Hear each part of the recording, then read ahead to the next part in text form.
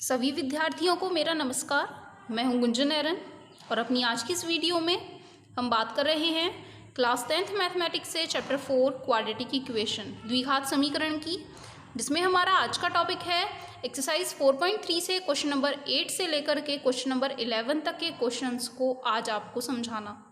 तो उसी में हमने क्वेश्चन लिखा है, एक रेलगाड़ी एक समान चाल से 360 किलोमीटर की दूरी, तो दूरी दी गई है 360 किलोमीटर की दूरी तय करती है यदि यह चाल 5 किलोमीटर प्रति घंटा अधिक होती। जो हमारी एक समान चाल दी गई है, जो हमारी एक्चुअल स्पीड होनी चाहिए, यदि हम उससे अपनी चाल को 5 किलोमीटर प्रति घंटा अधिक कर लेते हैं तो उसी यात्रा में 1 घंटा समय कम लगेगा। तो हमें पता करना है कि रेलगाड़ी की चाल पहले क्या रही होगी, जिसमें कि हम 5 किलोमीटर प्रति घंटे की बढ़ोतरी करने के पश्चात उस यात्रा को 1 घंटे कम में तय करके बता सकें। तो हमें यहाँ मान करके चलना होगा, माना रेलगाड़ी की चाल बराबर है x किलोमीटर प्रति घंटा, क्योंकि यही हमसे क्वेश्चन में पूछा गया है। तो माना रेलगाड़ी की चाल बराबर है x किलोमीटर प्रति घंटा। साथ ही हमें क्वेश्चन में दूरी भी दे रखी थी, तो उस दूरी को भी हम लिख लें, दूरी बराबर 360 किलोमीटर। यदि इस चाल और इस दूरी के लिए हम समय की गणना करना चाहें तो हमारे पास फॉर्मूला होता है समय बराबर दूरी बटे चाल, और दूरी का मान हमें दिया गया है 360 किलोमीटर और चाल का मान हमें दिया गया है x किलोमीटर प्रति घंटे। तो हमारे पास समय का मान हो जाता है 360 बटे x घंटे, जबकि हम उस रेलगाड़ी की चाल को x किलोमीटर प्रति घंटा मान रहे हैं। लेकिन हमें क्वेश्चन में बताया गया है कि जब रेलगाड़ी की चाल को 5 किलोमीटर प्रति घंटा अधिक कर लिया जाता है तो 1 घंटा समय कम लगता है यात्रा में। तो इसी स्थिति को हमें काम में लाना है। हमें क्वेश्चन में दिया गया है, जब रेलगाड़ी की चाल 5 किलोमीटर प्रति घंटा अधिक होती तो यात्रा में 1 घंटा कम समय लगता।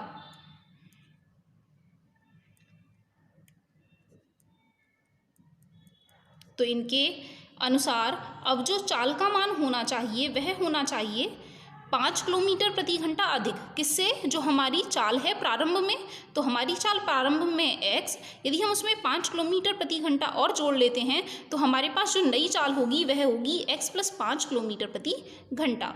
साथ ही जो हमारे पास दूरी का मान है वो वही रहने वाला है 360 किलोमीटर ही। तो इस स्थिति में यदि हम समय का मान निकाल करके बताएं तो फॉर्मूला भी वही है, दूरी बटे चाल, और दूरी का मान है 360 किलोमीटर, क्योंकि दूरी तो वही तय करनी है रेलगाड़ी को। लेकिन चाल का मान अब हमारे पास हो गया है x + 5 घंटे। अब यदि हम क्वेश्चन के हिसाब से इन दोनों मानों को आपस में जोड़ने की कोशिश करें तो कह रहे हैं, जब रेलगाड़ी की चाल 5 किलोमीटर प्रति घंटा अधिक है तब जो समय लिया गया है अर्थात 360 बटे x + 5 वाला जो मान है वह बराबर होगा 1 घंटा कम समय लगेगा। किससे लगेगा? जो पहले वाला समय है उसी से ही तो तुलना की जा रही होगी, तो इस समय से 1 घंटा समय हमें कम लग रहा होगा। 360 बटे x से 1 घंटा समय कम लग रहा होगा। अब इन्हें हल करने के लिए हम x वाले मानों को एक तरफ इकट्ठा कर लें और बिना x वाले मानों को हम एक तरफ इकट्ठा कर लें। तो 360 बटे x तो यहाँ पहले से लिखे हुए हैं, यदि हम इस मान को इस तरफ लेकर के जाते हैं तो यह हो जाएंगे माइनस में 360 बटे x + 5 और माइनस में 1 बराबर 0। लेकिन -1 को भी यदि हम दूसरी तरफ पहुँचा देते हैं तो वह हो जाएंगे प्लस में 1। इनसे एक समीकरण प्राप्त करने के लिए यदि हम इनका लैसे ले लेते हैं तो हमें मिलेगा x गुणा x + 5। जो भी मान यहाँ लिखे हुए थे वह हमने गुणा में लिख लिए हैं। जब हम x से इस मान में भाग करेंगे तो x कट जाएगा, जो भी बच रहा होता है उसकी गुणा हमें ऊपर वाले मान में करनी होती है। तो 360 गुणा x + 5, साथ ही बीच में माइनस है तो माइनस की जगह माइनस लगा लेंगे। x + 5 से x + 5 कट जाएंगे, जो भी बच रहे हैं उनकी गुणा फिर से हमें ऊपर करनी है। तो 360x बराबर में 1। 360 की गुणा हम अंदर कर लें और जो भी हल हो सकता है उसे हल करके बता लें। तो यदि हम 360 की गुणा x में करेंगे तो यहाँ हमें मिलेगा 360x। साथ ही जब हम 360 की गुणा 5 में करेंगे तो यहाँ हमें मिलेंगे 1800, तो प्लस में 1800 और जो पीछे माइनस में 360x लिखे हुए थे उन्हें हम ऐसे का ऐसा ही लिख करके चलेंगे। और बटे में यहाँ लिखे हुए थे x गुणा x प्लस 5। जब हम x की गुणा अंदर करेंगे तो x की घात 2 प्लस में 5x, तो x की घात 2 प्लस में 5x, और बराबर में जो 1 है उन्हें हम ऐसे का ऐसा ही रखेंगे। इन्हें हल करने के लिए आप देख रहे हैं 360x और 360x विपरीत चिन्ह के हैं, कट जाएंगे। अब यहाँ बचेंगे 1800 बटे x की घात 2 प्लस 5x बराबर में 1। यदि हम इनकी तिरछी गुणा कर लेते हैं तो x की घात 2 प्लस 5x 1 से गुणा करने पर बटे में कुछ नहीं है तो 1 मान सकते हैं, बराबर में 1800। x की घात 2 प्लस 5x 1800 को इस तरफ लेकर के आएंगे तो माइनस में 1800 बराबर 0। अब हमें 1800 के यहाँ ऐसे गुणनखंडन करने हैं जिनको घटाने पर 5 आ जाए। तो यहाँ आपको गुणनखंडन मिलेंगे 45 और 40। 45 में से 40 घटाएंगे तो 5 मिल जाएंगे। साथ ही यदि 45 की गुणा 40 में करेंगे तो आपको 1800 भी मिल जाएगा। तो यहाँ गुणनखंडन हो जाते हैं, प्लस में 45x और माइनस में 40x। बाकी जो मान लिखे हुए हैं माइनस 1800 उन्हें ऐसे का ऐसा ही रखें। पहले वाले दोनों पदों से x कॉमन ले लेने पर x की घात 2 है, एक x कॉमन लिए हैं तो एक x बचेंगे, प्लस x बाहर लेने पर यहाँ बचेगा 45। इन दोनों में से यदि हम माइनस कॉमन ले लें और साथ ही यहाँ 40 भी कॉमन आ जाएगा, तो यहाँ माइनस 40 कॉमन लेने के बाद केवल x बच रहे हैं। माइनस कॉमन लिया है और माइनस की वजह से यह प्लस हो जाएगा। यहाँ एक 0 से एक 0 कट जाएगी। 4 से यदि 180 में भाग करेंगे तो 4 चौक 16, 2 बच रहे हैं, 4 पंजे 20, 45 बार जाएगा कुल मिला करके, बराबर में 0। x प्लस 45 एक जैसे मान मिल गए हैं। इन्हें कॉमन ले लेते हैं यदि हम यहाँ से, तो यहाँ बचेगा x माइनस 40 बराबर में 0। अब या तो पहले वाला मान 0 रहा होगा या फिर दूसरे वाला मान 0 के बराबर रहा होगा। यदि हम इसे हल करेंगे तो हमें मिलेगा x बराबर माइनस 45 और इसे हल करने पर मिलेगा x बराबर 40। लेकिन यहाँ जो क्वेश्चन में हमने x माना है वह माना है रेलगाड़ी की चाल, और चाल तो हमेशा ही धनात्मक होती है, कभी ऋणात्मक हो ही नहीं सकती है। इसीलिए ये जो माइनस वाला मान हमें मिला है इसे हम कह देंगे अमान्य, क्योंकि चाल सदैव धनात्मक होती है।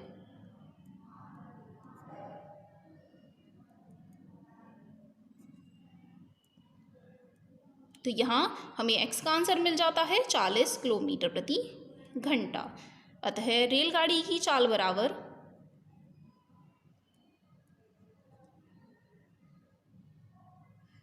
40 किलोमीटर प्रति घंटा। तो ये क्वेश्चन हो जाता है कंप्लीट।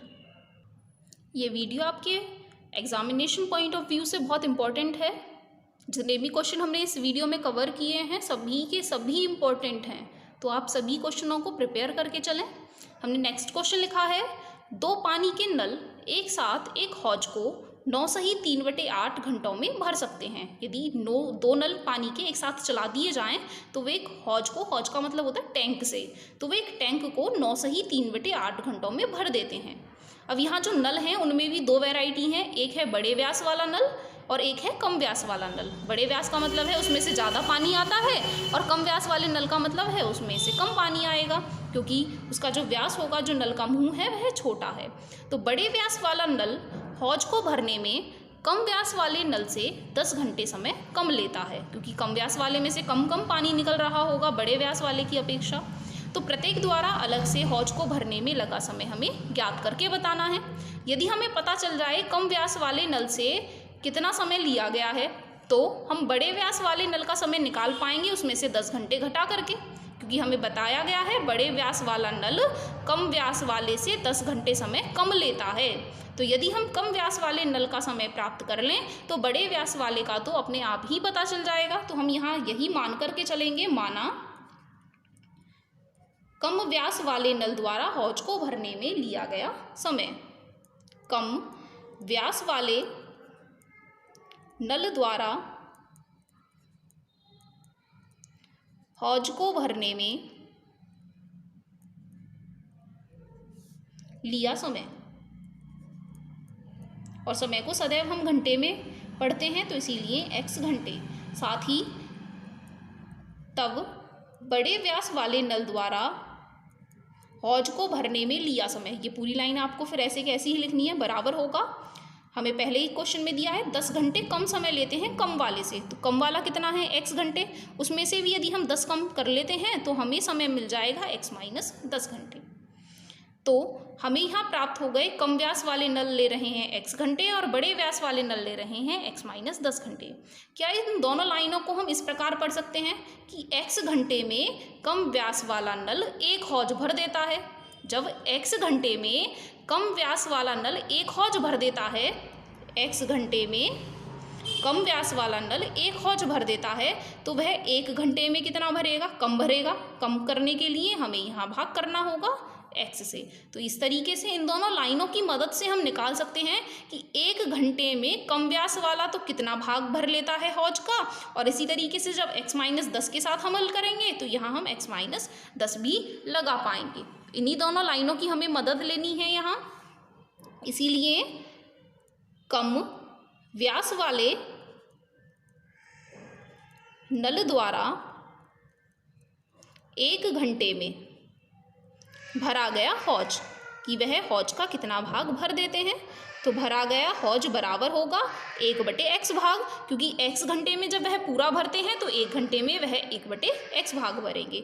इसी तरीके से बड़े व्यास वाले नल द्वारा 1 घंटे में कितना भाग भरा जाएगा? 1/x माइनस 10, क्योंकि वह कुल मिलाकर के हौज को x माइनस 10 घंटे में भरते हैं। तो यदि हम उससे भाग कर दें 1 में तो हमें पता चल जाएगा कि 1 घंटे में वह कितना भर सकते हैं। अब क्वेश्चन में जो हमें समय दिया गया है वह दिया है 9 सही 3/8 घंटे। तो यदि हम यहाँ निकाल लें 1 घंटे की बजाय इतने घंटों में कितने कितने भाग भर लिए, कम व्यास वाले ने इतने समय में कितना भाग भर लिया और बड़े व्यास वाले ने भी इतने समय में कितना भाग भर लिया, और वो पहले से ही बता रहे हैं दोनों ने मिलकर के एक हौज भर दी है। तो यदि हम दोनों के द्वारा भरे गए भाग को जोड़ करके 1 के बराबर रख देंगे तो हमें वहाँ से समीकरण मिल जाएगी। तो हमें यहाँ यही करना है, कम व्यास वाले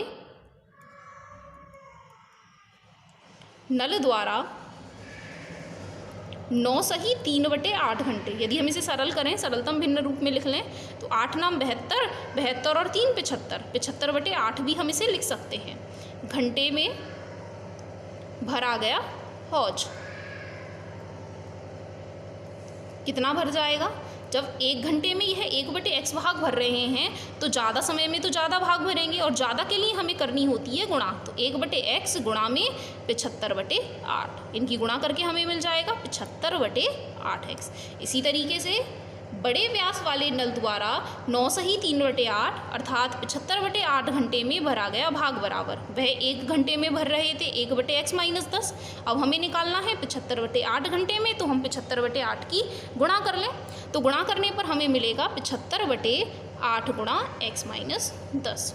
अब प्रश्नानुसार दोनों के दोनों नल जब हम इतने समय के लिए चला देते हैं, इतना भाग इन्होंने भरा है और इतना भाग इन्होंने भरा है, लेकिन कुल मिलाकर के यह एक पूरे हौज को भर देते हैं, अर्थात यह भाग प्लस यह भाग बराबर है पूरे 1 भाग के।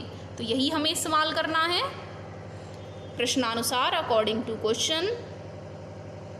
जो दोनों भाग हमने प्राप्त किए हैं, पहला भाग था वहाँ 75/8x और दूसरा भाग है 75/8 गुणा x माइनस 10, वह बराबर होगा 1 हौज के। हौज का इतना भाग भर दिया है कम व्यास वाले नल ने, इतना भाग भर दिया है बड़े व्यास वाले नल ने, और दोनों ने मिलाकर के भर दिया है 1 भाग। मिलाकर के मतलब इनका योगफल। अब इन्हें फिर से सरल करने के लिए यदि हम इनका लैसे ले लेते हैं तो 8 दोनों में उभयनिष्ठ है, एक ही बार लिखेंगे x और x माइनस 10, इनका हमने ले लिया है लैसे। 8x से भाग करेंगे तो 8x कट जाएंगे, x माइनस 10 बच रहे हैं। x माइनस 10 की गुणा 75 में करने पर तो 75 गुणा x माइनस 10, बीच में प्लस है, 8 से 8 कट जाएंगे, x माइनस 10 से x माइनस 10 कट जाएंगे, यहाँ बचेंगे x की गुणा जैसे ही हम 75 में करेंगे तो 75x बराबर में 1। इन्हें सरल करने के लिए अंदर गुणा कर लें 75x, 75 की गुणा 10 में करेंगे -750 प्लस 75x बटे, इनकी भी गुणा कर लें 8x की गुणा x में करेंगे 8x की घात 2 माइनस 8x की गुणा 10 में करेंगे तो 80x बराबर में 1। इनकी गुणा भी हमने कर ली है। अब साथ ही आप देख रहे हैं इन्हें हम सरल कर सकते हैं, दोनों प्लस में है, जब दोनों प्लस में है तो जोड़ने पर 150x माइनस 750 बटे 8x की घात 2 माइनस 80x बराबर में 1। इनकी यदि हम तिरछी गुणा और कर लेते हैं तो 1 की गुणा इस तरफ करेंगे, वही मान हमें मिलेगा। इसी तरीके से हर में कोई मान नहीं है, एक ही हम मानेंगे, फिर से वही मान हम दूसरी तरफ भी लिख लेंगे। इन दोनों मानों को यदि हम इस तरफ ले आते हैं तो 8x की घात 2 माइनस 80x ये मान पक्षांतर करके इस तरफ लाएंगे तो माइनस में 150x, और यह मान माइनस में है, जब इस तरफ लाएंगे तो प्लस में 750 बराबर 0। 8x की घात 2, 150x और 80x दोनों माइनस में हैं, जोड़ने इन्हें तो माइनस में 230x प्लस में 750 बराबर में 0। आप देख रहे हैं पूरी समीकरण से हम 2 भी कॉमन ले सकते हैं, तो 2 कॉमन लेने के बाद 2 चौका 8, यहाँ बचेंगे 2 एकम 2, 2 एकम 2, 2 पंजे 10x प्लस यहाँ 2 तिया 6, 2 सत्ते 14, 2 पंजे 15 बराबर 0। ये हो जाती है हमारे पास समीकरण। अब इस समीकरण को फिर से हमें हल करना है और यहाँ से x का मान निकाल करके बताना है। तो जब भी यहाँ x स्क्वायर के आगे कोई भी मान लिखा होता है तो उस मान की हमें यहाँ गुणा करनी है। सबसे पहले 375 की गुणा 4 में कर लें, तो 4 की गुणा करने पर हमें मिलेगा 4 पंजे 20, 2 बच रहे हैं, 4 सत्ते 28 और 2 30, 3 बचे हैं, 4 तिया 12 और 3 15। तो 1500 के ऐसे गुणनखंड हमें ढूंढने हैं जिनको जोड़ने पर 115 आ जाए। 1500 के ऐसे गुणनखंड जिनको जोड़ने पर 115 आ जाए। तो आप देखेंगे 150 यदि हम कर लेते हैं यहाँ 100 और 15, तो 100 और 15 को जोड़ने पर 115 भी हमें मिल जाएंगे, और यदि हम इनकी गुणा भी करके देखेंगे तो हमें 1500 भी मिल जाएगा। तो यही हमारे गुणनखंडन हो जाते हैं। हमें मिलेगा माइनस में 100x और माइनस में 15x प्लस में 375 बराबर में 0। अब पूरे में से हम क्या कॉमन ले सकते हैं? इन दोनों में से कॉमन आ रहा है 4x कॉमन लेंगे तो यहाँ बचेगा x माइनस, यहाँ भाग करेंगे 4 दूनी 8, 2 बच रहे हैं, 4 पंजे 20, x हम पहले ही बाहर ले चुके हैं। यहाँ से कॉमन ले सकते हैं 15 कॉमन लेंगे तो यहाँ केवल x बचेगा, माइनस कॉमन लिया है ये माइनस में बदल जाएगा। 15 से इधर भाग करें, 15 दूनी 30, 7 बच रहे हैं, 15 पंजे 75 बराबर 0। फिर से ये दोनों ब्रैकेट एक जैसे आए हैं। इसका मतलब है इस क्वेश्चन को हमने सही से सॉल्व किया है। ये जो गुणनखंड हमने किए हैं समीकरण के वो बिल्कुल सही किए हैं। अब या तो पहले वाला ब्रैकेट 0 के बराबर होगा या फिर दूसरे वाला ब्रैकेट 0 के बराबर होगा। यदि हम पहले वाले मान को हल करेंगे तो x बराबर 25 और इसे हल करेंगे तो x बराबर 15/4, 2 मान हमें मिल रहे हैं। लेकिन यह जो मान है यह हमें फ्रैक्शन में मिला है, और यहाँ यदि हम इसे हल करके देखें तो हमें यहाँ मिलेगा 4 तिया 12, 13, 14, 15, 3 बच रहे हैं, 4 सत्ते 28, लगभग 3.7 घंटे मिलेगा। यदि हम यहाँ x का मान 3.7 घंटे रखें और फिर जब बड़े व्यास वाले का समय हम निकालेंगे तो 10 घंटे हमें घटाना है, और यहाँ से फिर हमें मिलेंगे ऋणात्मक मान, और समय का मान कभी भी ऋणात्मक नहीं हो सकता है, इसीलिए यह मान इस स्थिति को पूरा नहीं करेगा। इसके अनुसार हम यहाँ दोनों मान धनात्मक प्राप्त नहीं कर पाएंगे, इसीलिए इस मान को हम कर देंगे अमान्य। तो हमें मिल जाता है x का मान 25 घंटे। तो यहाँ इस तरीके से आपको 2 आंसर मिल जाएंगे। कम व्यास वाले नल द्वारा हौज को भरने में लिया गया समय बराबर x घंटे अर्थात 25 घंटे लग रहे हैं, और दूसरा वाला आंसर बड़े व्यास वाले नल द्वारा हौज को भरने में लिया गया समय बराबर 25 में से 10 घटाएंगे तो 15 घंटे। ये हो जाते हैं आपके दोनों आंसर। नेक्स्ट क्वेश्चन है, मैसूर और बंगलौर के बीच के 132 किलोमीटर यात्रा करने में एक एक्सप्रेस रेलगाड़ी सवारी गाड़ी से 1 घंटा समय कम लेती है। हमें यहाँ दूरी बताई गई है 2 स्थानों के बीच की 132 किलोमीटर। साथ ही बताया गया है कि यदि हम एक्सप्रेस रेलगाड़ी से यात्रा करेंगे तो हमें सवारी गाड़ी से 1 घंटा समय कम लगेगा। यदि एक्सप्रेस रेलगाड़ी की औसत चाल सवारी गाड़ी की औसत चाल से 11 किलोमीटर प्रति घंटा अधिक है, तो हमें यहाँ एक्सप्रेस रेलगाड़ी की चाल औसत जो चाल है वह सवारी गाड़ी वाली के चाल से 11 किलोमीटर प्रति घंटा अधिक दे रखी है। तो यदि हमें पता चल जाए कि सवारी गाड़ी की औसत चाल क्या है तो वहाँ हम 11 जोड़ करके प्राप्त कर पाएंगे एक्सप्रेस रेलगाड़ी की औसत चाल को भी। हमें यहाँ पूछा गया है दोनों रेलगाड़ियों की औसत चाल, तो हम यहाँ मान करके चलेंगे। माना सवारी गाड़ी की औसत चाल x किलोमीटर प्रति घंटा है।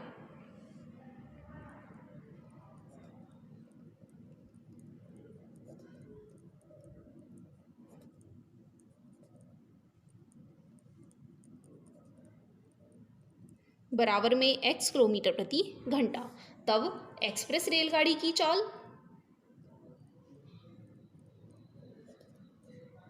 बराबर होगी सवारी गाड़ी की औसत चाल से 11 किलोमीटर प्रति घंटा अधिक, अर्थात x + 11 किलोमीटर प्रति घंटा। साथ ही हमें बताया गया है दोनों स्थानों के बीच की जो तय दूरी है, हमें कितनी दूरी तय करनी है, बराबर में 132 किलोमीटर।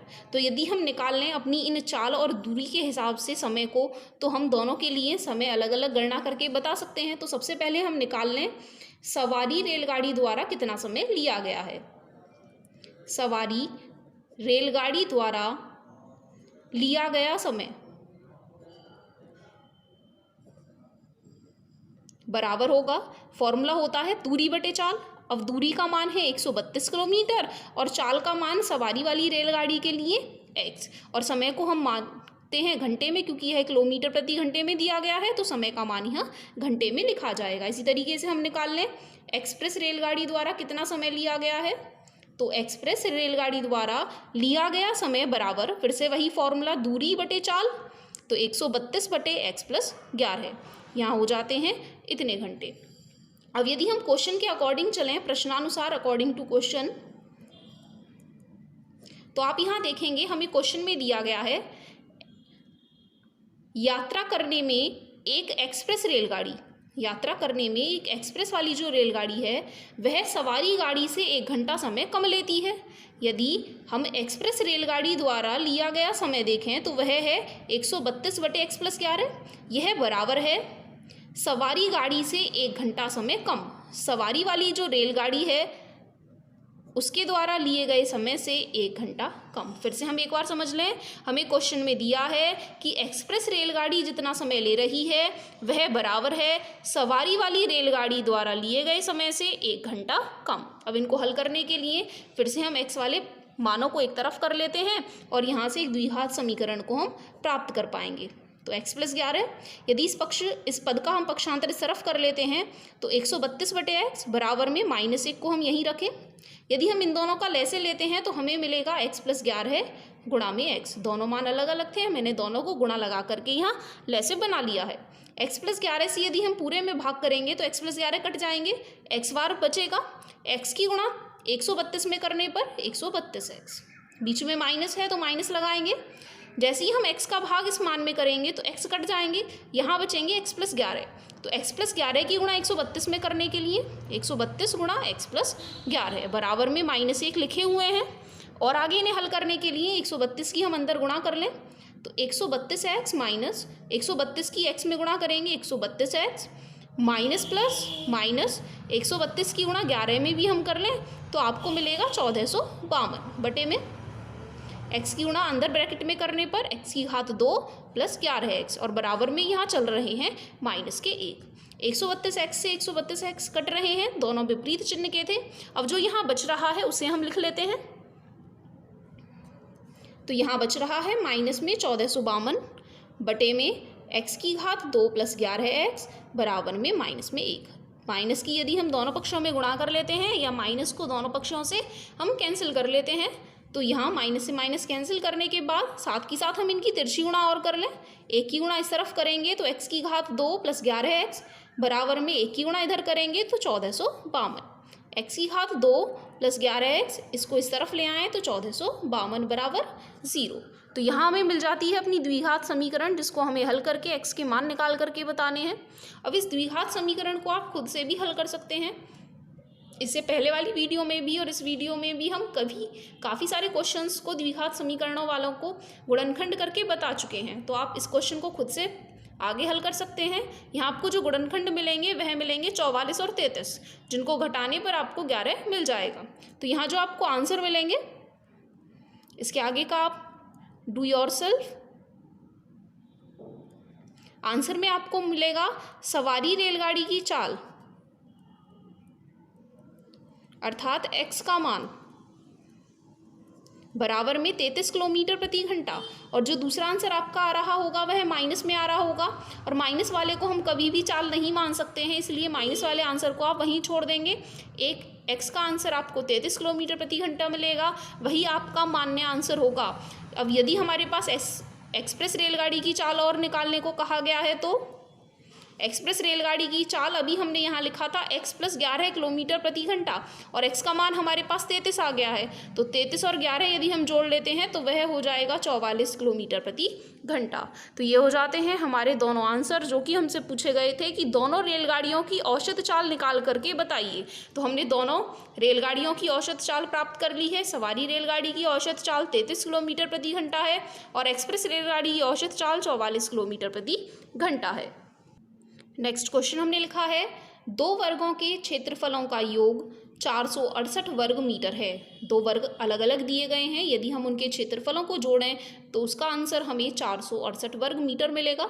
साथ ही यदि उनके परिमापों का अंतर 24 वर्ग मीटर है और दोनों वर्ग हमें दिए गए हैं, उनके परिमापों का अंतर 24 मीटर दिया गया है, तो हमें ज्ञात करके बताना है दोनों वर्गों की भुजाएं। तो सबसे पहले हम एक वर्ग की भुजा मान लें, क्योंकि दूसरे वर्ग की हम भुजा मानेंगे तो दूसरा चर हमें मानना पड़ेगा, लेकिन यहाँ इस चैप्टर पे हमें केवल एक चर में ही काम करना है, इसीलिए हम मान लेते हैं केवल एक वर्ग की भुजा, जिसे आप नाम दे सकते हैं पहला वर्ग या बड़ा वर्ग, क्योंकि यहाँ जब भी अंतर आ जाता है तो वहाँ हमें एक बड़ा और एक छोटा लेना होता है। तो अंतर के हिसाब से यदि हम लेकर के चलें, माना बड़े वर्ग की भुजा, ये बड़ा कहें या फिर पहला वर्ग कहें एक ही बात है, पहले वर्ग की भुजा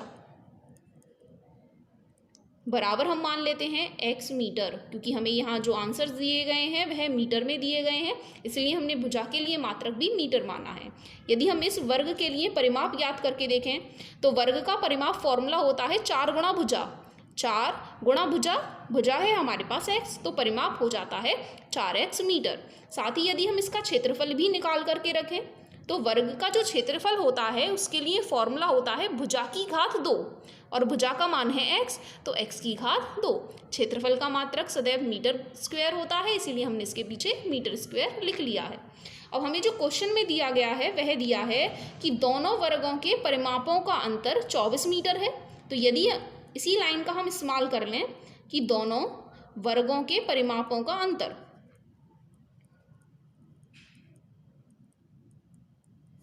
परिमापों का अंतर बराबर है 24 मीटर के।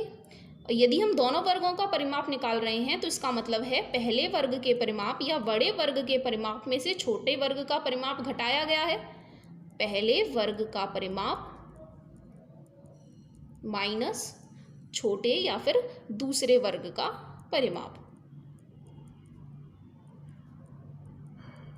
बराबर दिया गया है 24 के, क्योंकि अंतर का मतलब है घटा करना, और हमने यहाँ पहले वर्ग का परिमाप आगे रखा है क्योंकि हम हमेशा बड़े में से छोटा ही घटाते हैं। अब पहले वर्ग का परिमाप आप देख रहे हैं हम पहले ही निकाल चुके हैं कि वह 4x मीटर के बराबर है, तो हम इसकी जगह 4x लगा लें माइनस। यदि हम दूसरे वर्ग का परिमाप पढ़ेंगे तो उसके लिए फॉर्मूला होगा 4 गुणा भुजा। फिर से अब भुजा हम किसकी लेंगे, दूसरे वर्ग की भुजा लेंगे, तो इसीलिए हम यहाँ फॉर्मूला लिख सकते हैं 4 गुणा दूसरे वर्ग की भुजा।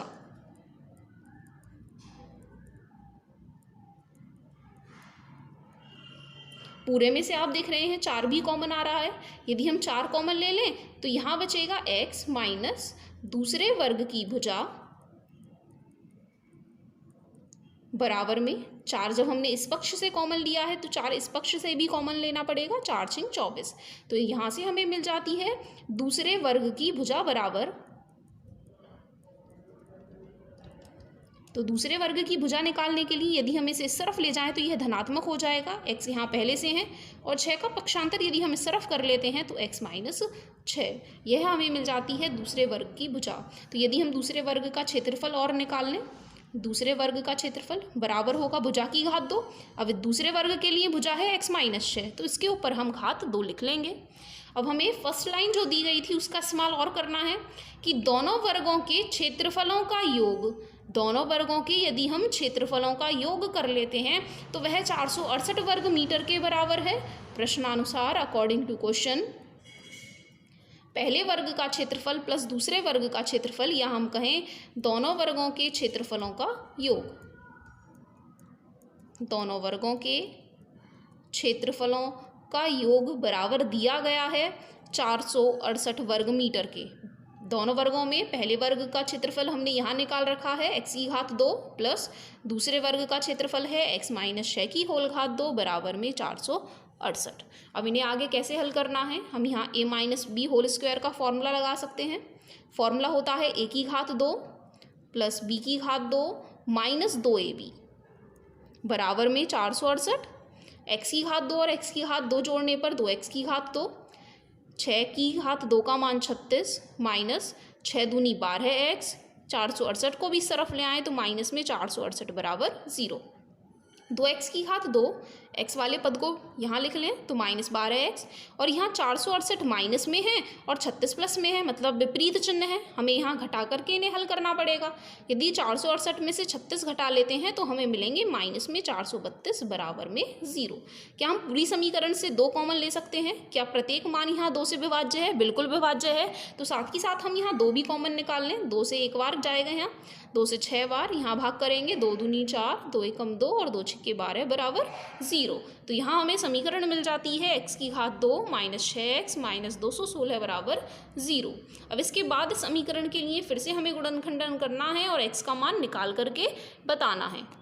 तो यदि हम यहाँ 216 के गुणनखंड करना चाहें तो हमें यहाँ देखना है 216 के ऐसे गुणनखंड जिनको घटाने पर 6 मिल जाए। तो यहाँ आपको 216 के गुणनखंड मिलेंगे 18 और 12। यदि आप इनकी गुणा करके देखोगे तो आपको 216 मिल जाएगा, और यदि आप इन्हें घटा करके देखेंगे तो 18 में से 12 घटाने पर हमें 6 भी मिल जाएंगे।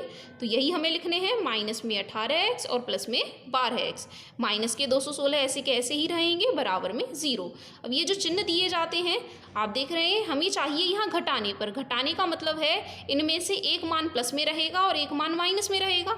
अब यह कौन सा मान प्लस में रहेगा और कौन सा माइनस में रहेगा यह हमें पता चलता है मध्य पद से।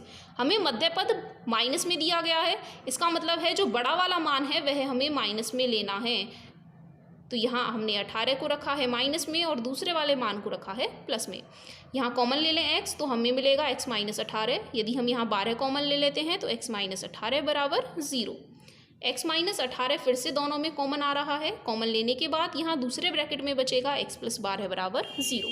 यदि हम पहले वाले मान को 0 के बराबर रख लेते हैं तो हमें मिलेगा x बराबर 18, और यदि हम दूसरे वाले गुणनखंड को 0 के बराबर रख लेते हैं तो हमें मिलेगा x बराबर माइनस के 12। लेकिन यहाँ जो हमने x माना है वह वर्ग की भुजा को माना है, और कभी भी वर्ग की, आयत की, किसी की भी भुजा ऋणात्मक नहीं हो सकती है, इसीलिए इस मान को हम कर लेंगे अमान्य। तो हमारे पास x का आंसर आ जाता है 18, अर्थात पहले वर्ग की भुजा बराबर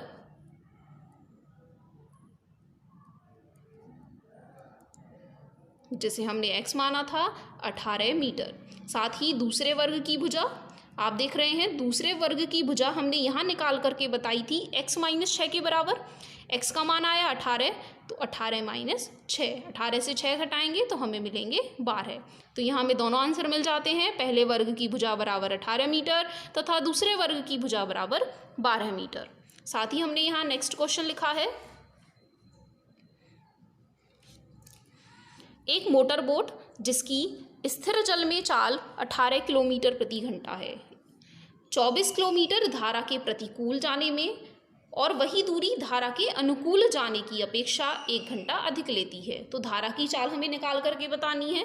वह जो स्थिर जल में चाल रख रहे हैं मोटर बोट की वह 18 किलोमीटर प्रति घंटा दी गई है। यदि हम 24 किलोमीटर धारा के प्रतिकूल जाएं और साथ ही 24 किलोमीटर धारा के अनुकूल जाएं तो उन दोनों में जो समय का अंतर है वह 1 घंटे का है। प्रतिकूल का मतलब है धारा की विपरीत दिशा में जाना। मान लीजिए नदी आगे की तरफ बह रही है तो बोट को दूसरी तरफ चला करके लाना, पीछे की तरफ चला करके लाना। और अनुकूल का मतलब है जिस तरफ धारा बह रही है, नदी बह रही है, उसी के साथ नाव को चलाना, उसी दिशा में नाव को चलाना। तो यहाँ हमें धारा की चाल ज्ञात करके बतानी है, तो हम धारा की चाल ही है मान लें। माना धारा की चाल बराबर x किलोमीटर प्रति घंटा है। अब यहाँ हमें 2 आंसर चाहिए हैं, धारा के प्रतिकूल और धारा के अनुकूल। प्रतिकूल जाने का मतलब है धारा के विपरीत, इसका मतलब है धारा हमारा विरोध करती है, और जहाँ पर भी विरोध होता है वहाँ ऋणात्मक स्थिति होती है। इसीलिए यदि हम निकाल करके बताएं धारा के प्रतिकूल चाल तो हमें करना होता है नाव की चाल में से धारा की चाल को घटा देना। तो सबसे पहले तो हम नाव की चाल को ढूंढ लेते हैं। यहाँ नाव की चाल दी गई है 18 किलोमीटर प्रति घंटा, जिसे हम मोटर बोट कह रहे हैं। तो मोटर बोट कहें या फिर नाव कहें एक ही बात है। मोटर बोट की स्थिर जल में चाल बराबर है 18 किलोमीटर प्रति घंटा। यदि हम धारा के प्रतिकूल चाल की गणना करें तो धारा के प्रतिकूल नाव की चाल बराबर, जब भी हमें प्रतिकूल चाल निकालनी होती है तो फॉर्मूला होता है नाव की चाल माइनस धारा की चाल। इसे आप लर्न भी कर सकते हैं। प्रतिकूल का मतलब है धारा के विपरीत दिशा में जाना, इसीलिए नाव की चाल हम निकाल करके बताएंगे। स्थिर जल में कितनी नाव की चाल है, माइनस धारा की चाल। इसी तरीके से धारा के अनुकूल नाव की चाल यदि हमें निकालनी है तो उसके लिए फॉर्मूला होता है स्थिर जल में नाव की चाल कितनी है प्लस में धारा की चाल कितनी है किलोमीटर प्रति घंटा। क्योंकि धारा के अनुकूल जब भी हम जाएंगे तो हमें यहाँ धारा मदद करेगी नाव को चलाने में, अपने आप ही कुछ गति धारा हमें देती रहेगी उस दिशा में चलने के लिए, इसीलिए यहाँ चाल निकालते हैं इन दोनों को जोड़ करके। अब हमें यहाँ समय और दिया गया है कि 1 घंटा समय अधिक लेती है, तो यदि हम दोनों का समय और निकाल लें, पहले हम निकाल लें धारा के प्रतिकूल जाने में कितना समय लगेगा।